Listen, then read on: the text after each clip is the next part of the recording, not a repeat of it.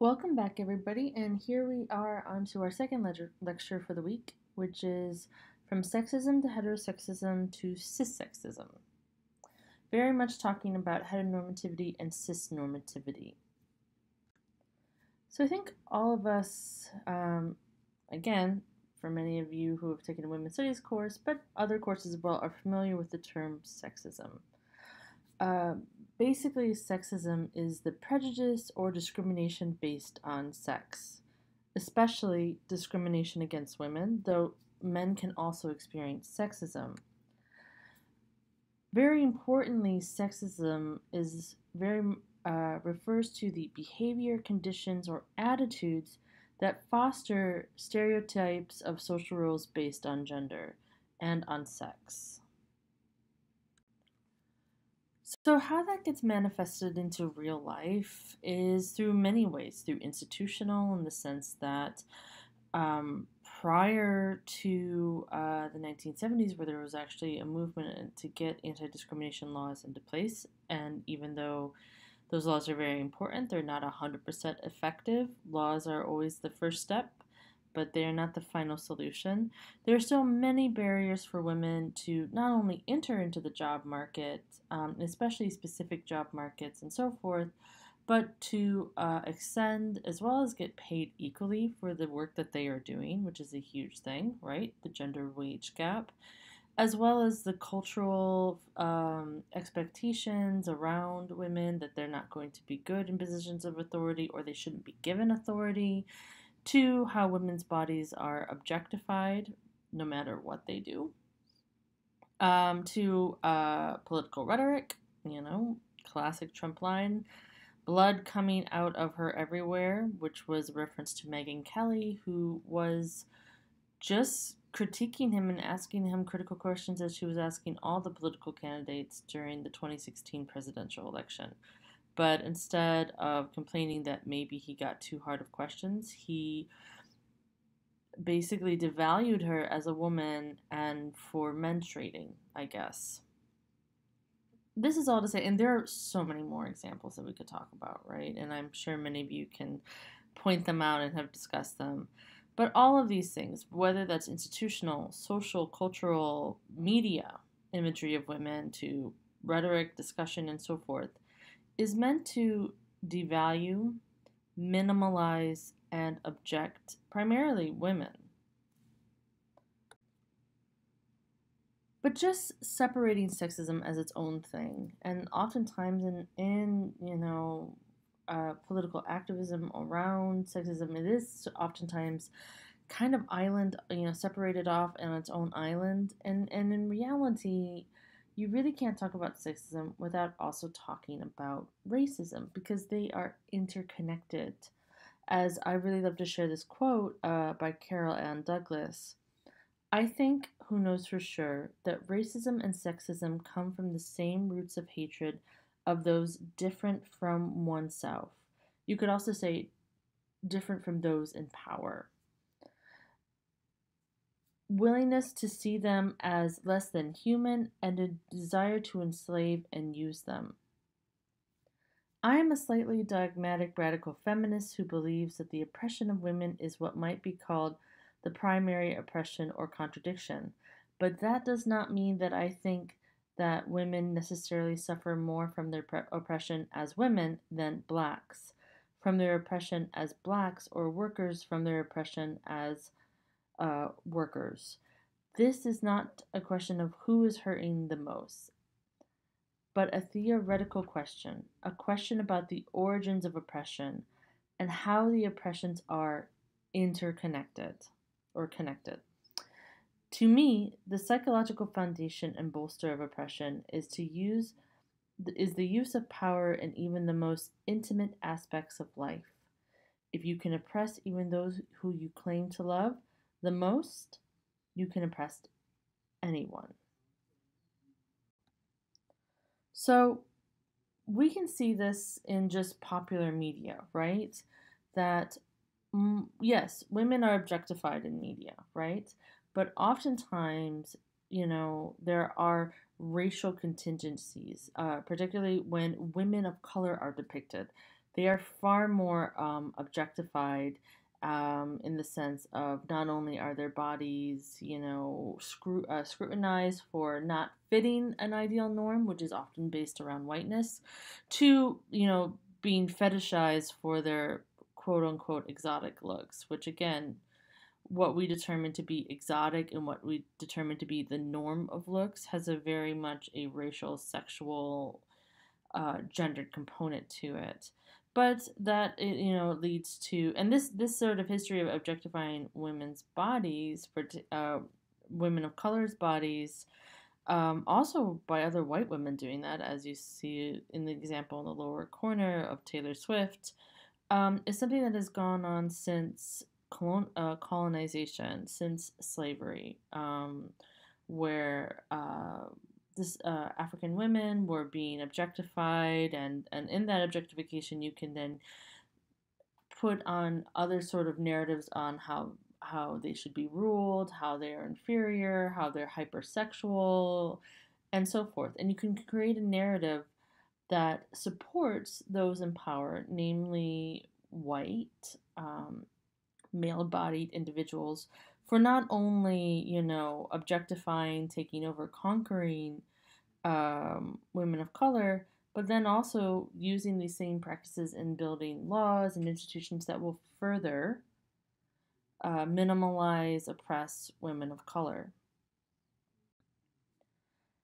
And so, those imageries that I just sort of showed you, they do lead into real consequences: inequality in work, inequality in education, inequality in just daily living on the streets, and inequality in law. When you make someone an object, especially a sexual, racialized object, something to be desired, consumed, or conquered, then the real acts of sexual, physical, and historical violence against women of color, especially here in this country, is expected, celebrated, as well as ignored, right? There's no the consequences for the perpetrators are very minimal, which is why they continue to go. And that's why you see in the statistics around violence here in the United States that violence against women of color is much higher than violence against white women. Native American women actually experience the most forms of violence than pretty much all women in other racial ethnic categories.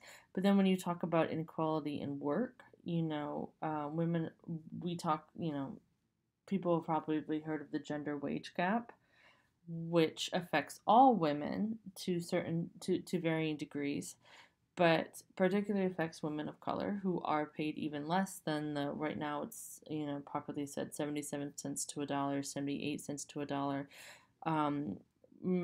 African American women make less than that sort of ratio, and Hispanic Latino women make around like 67 cents to the dollar. Native American women around 55 cents to the dollar. So it's even, if you intersect race into these conversations around oppression of women, you see one, more oppression, but also, how these then work to keep in place a lot of power structures that unfortunately, keep those in the majority in the majority. So this is all to say that sexism, as we can point to many examples, can't stand alone. It's not an island out in the waters, and you have to talk about it in connection.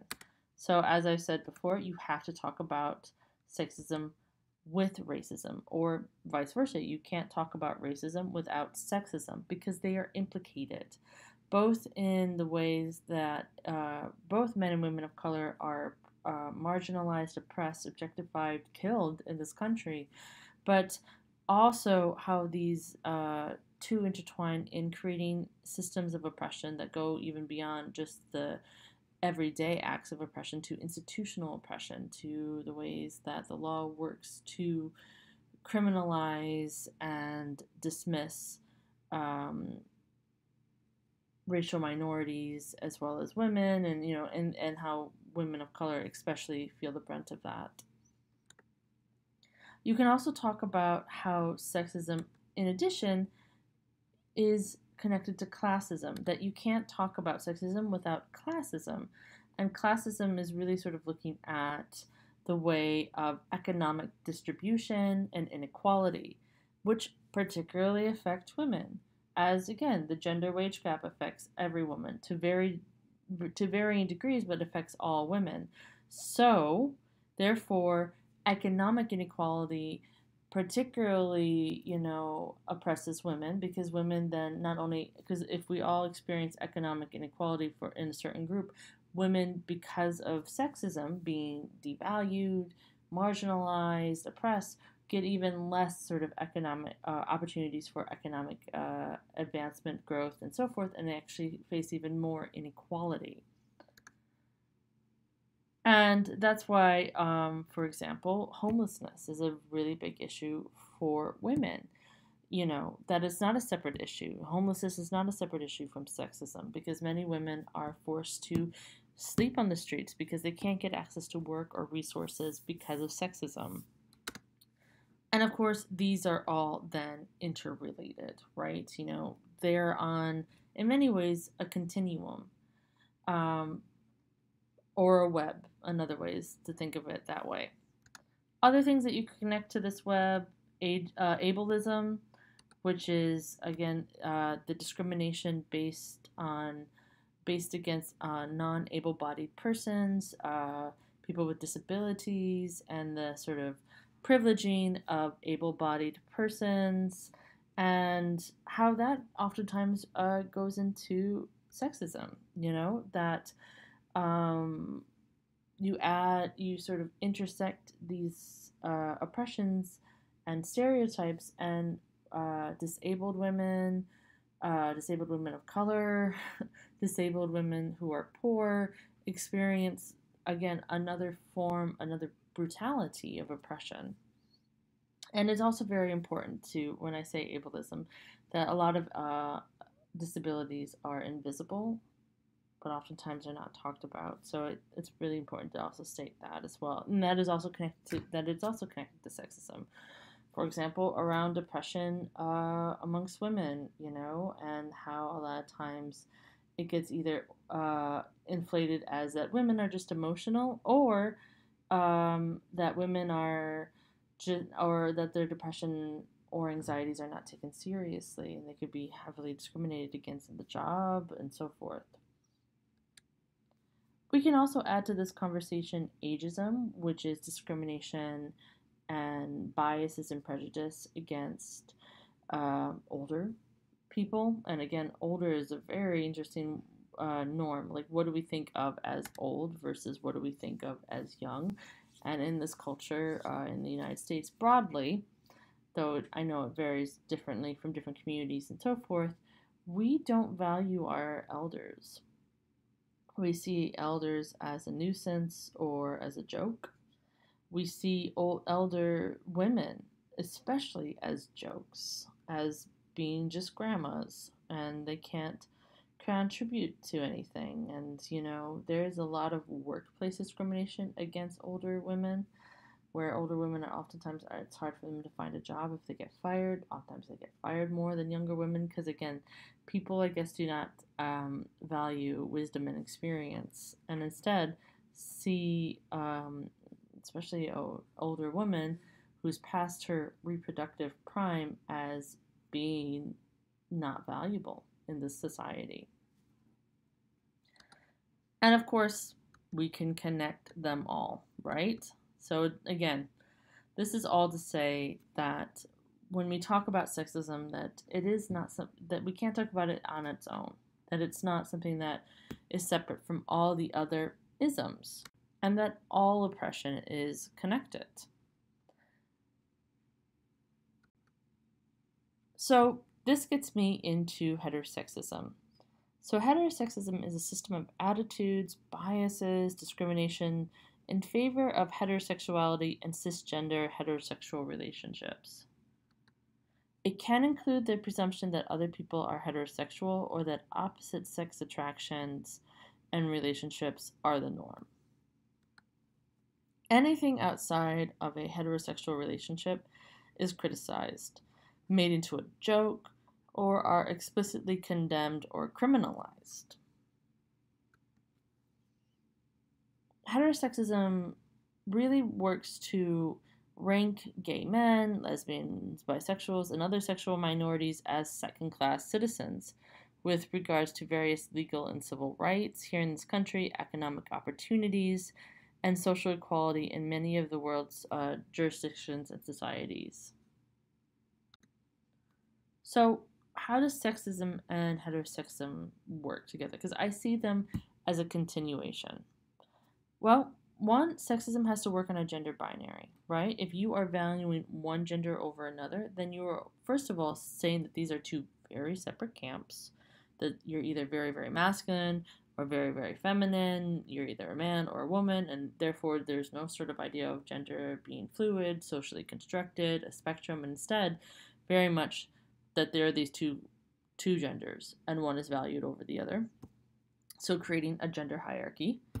And that, it discriminates men and women on these norms. That again, it's not only that men are valued, but only certain masculine traits, and actually only certain traits are seen as masculine, and then only certain traits are deemed as feminine, and of course don't ever value the feminine traits like emotional, affectionate, kind, soft, quiet, sweet, submissive, are all seen in the negative. Heterosexism also works on a gender binary, right? Because again, it's this emphasis on opposite sex attraction. And it's very much based on an essentialized idea of sex that, one is either born a man or a woman, and that's it. It reinforces, again, the gender and sexual hierarchy, right, of emphasizing heterosexuality and really much a particular form of heterosexuality, where it's not only is it opposite sex partners, but men are dominant, women are submissive, and so forth. It discriminates women and men on the basis of sexual and gender norms. And that's why, funnily enough, heterosexism can be present within the LGBTQ community, and in fact, can often rear its really ugly head in social media, like dating apps, where you have this emphasis that even in a same-sex relationship, that you better follow a certain gender norm, right? You better be, for example, for gay men, that you better be masculine. I don't want any feminine acting, looking, thinking, whatever that means, men. I've seen it on other social media sites by cisgender lesbian women that they don't like masculine looking women, they want feminine women. So, again, playing into these gender stereotypes. So, this leads us into cissexism. Cissexism is the set of acts, beliefs, and attitudes that privilege cisgender people and or oppress trans people. It assumes that all people identify with the gender they were categorized at birth based on their genitals. Most of the time, that's how people are categorized. The doctor lifts you up, it's a boy, it's a girl. Because I guess that little mound of flesh really determines a lot. Assuming all people, again, so cisgender is also about assumptions. Assuming all people are cisgender results in cisgender people being seen as the norm, that everybody's born cisgender, right? That's how you should be. While trans people are seen as either abnormal or even threatening, like that they're sick or deformed or deviant. Anybody who does not pass or identify as cisgender faces cissexism. So passing is also about if a transgender person can pass so that they are not, quote unquote, identified as being trans and so forth, then they are valued more because at least they can pass as being cisgendered. Cissexism is often seen as a subtler form of transphobia, as it is mostly seen how trans people are depicted, discussed, or treated in day-to-day interactions. And cissexism really works to depict trans people, especially trans women, but of course trans men, as either threatening, a joke, or mentally ill. So much like heterosexism, is a continuation of sexism. Cissexism is a continuation of sexism. Because again, sexism works on a gender essentialism, right? You're either born this way or born that way, and then all the traits associated are innate, are natural, right? Men are naturally supposed to be strong. Women are naturally supposed to be caregivers and mothers, right? And then that works to reinforce a gender hierarchy that devalues women, devalues femininity, devalues anything that we associate with the feminine. Well, cissexism very much is dependent on the idea of a gender essentialism, that you're either born male or born female, and if you stray off that path in any way, well, then you're unnatural, right? Again, this assumption that cisgender is the norm. And with that, then, reinforcing a gender hierarchy in which those who step outside of their gender category are seen as deviant, abnormal, or a joke, and works to also devalue any sort of feminine traits that somebody might have, regardless of what gender they might identify with. Sexism works in a lot of ways. One is around erasure and invisibility. That trans people are erased from our popular understanding.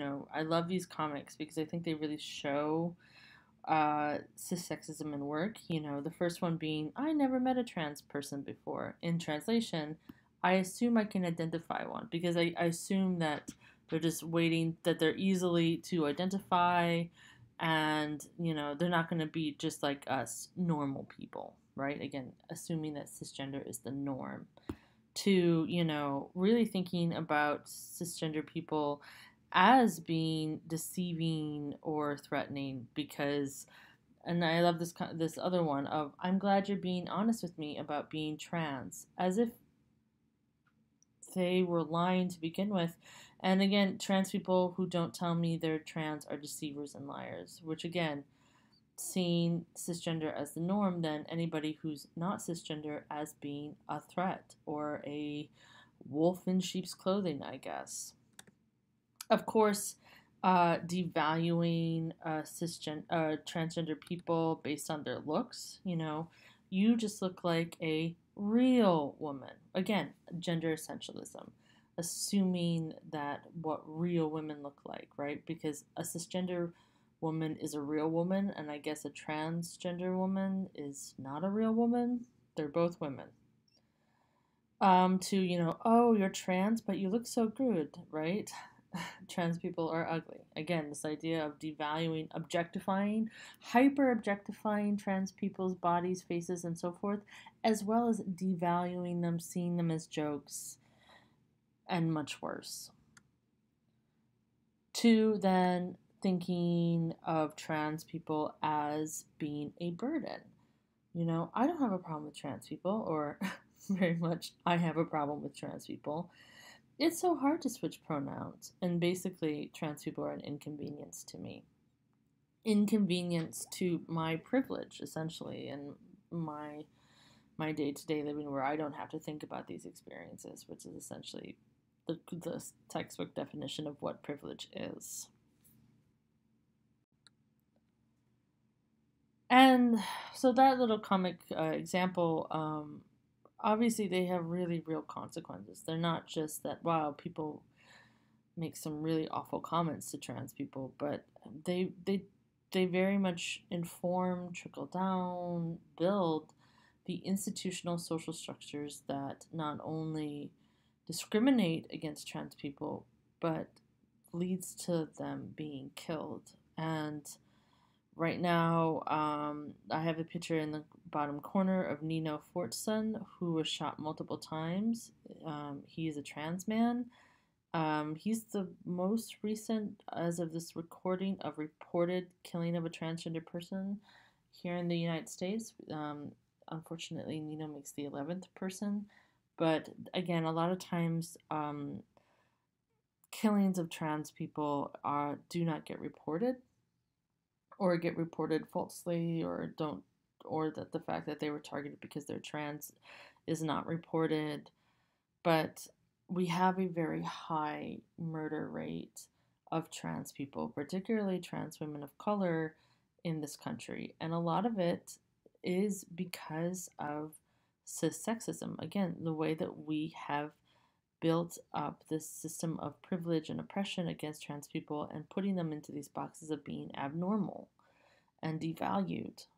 Therefore, then, it's not the issue, which we're going to talk a lot about later on in the semester, around laws that discriminate around sexual and gender minorities. These laws, for example, the bathroom bill that's banning people who transgender people from using the bathroom that correlates to their gender. It's much more than just a place to pee, even though that is important. Like, that's a human dignity. It also is about how we value you as a person, that we're going to not even let you allowed to pee in the same room with us. So this gets us into the last part, heteronormativity, which is what you will be focusing on with your with your project for this week. Heteronormativity is the belief that people fall into distinct and complementary genders, male and female. This sounds very familiar, right? With natural roles in life. It assumes that heterosexuality is the only sexual orientation or the only norm. A heteronormative view, therefore, involves alignment of biological sex, sexuality, gender identity, and gender roles. Heteronormativity is often linked with heterosexism and homophobia. A lot of the words that I'm saying right here are what I just covered around heterosexism. A good way to think about heteronormativity versus heterosexism is that heterosexism is the belief that heterosexuality is normal or the norm. Heteronormativity is the social setting that normalizes heterosexuality. Basically, it's heterosexism in action. So, heteronormativity is very much about, again, heterosexism in action. It's also about gender.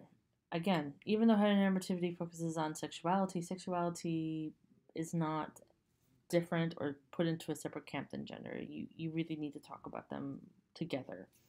So, you see heteronormativity breaking down in many ways. One is how we assign sex here in the United States, typically, broadly. You're either, it's a boy, it's a girl, right? A gender essentialism.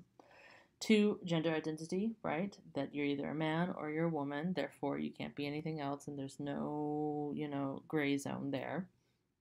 2, gender expression. Again, then that, well, if you are identified as a man, or you self-identify as a man, then you need to be masculine and a very heightened masculinity. And if you identify or are identified as being a woman, you need to be feminine, and so then again, a very heightened form of femininity with all the stereotypes in place. And then that trickles down to sexuality, that you're not only a man, you're not only masculine and the right type of masculine, but you are also only attracted to women. Same thing, same sort of side for women, that, not only born a woman, but you have to be very feminine, very, all the sort of tropes around femininity, and that you're only attracted sexually with men. And then down to finally relationships, that it's, then it's not only that you're attracted to women as a man, but that you're only going to be getting married, having a baby, all that sort of things. Same thing for women. Cisnormativity is the enforcement of harmful gender binary systems and the assumption that all people identify with the gender identity they were assigned with at birth.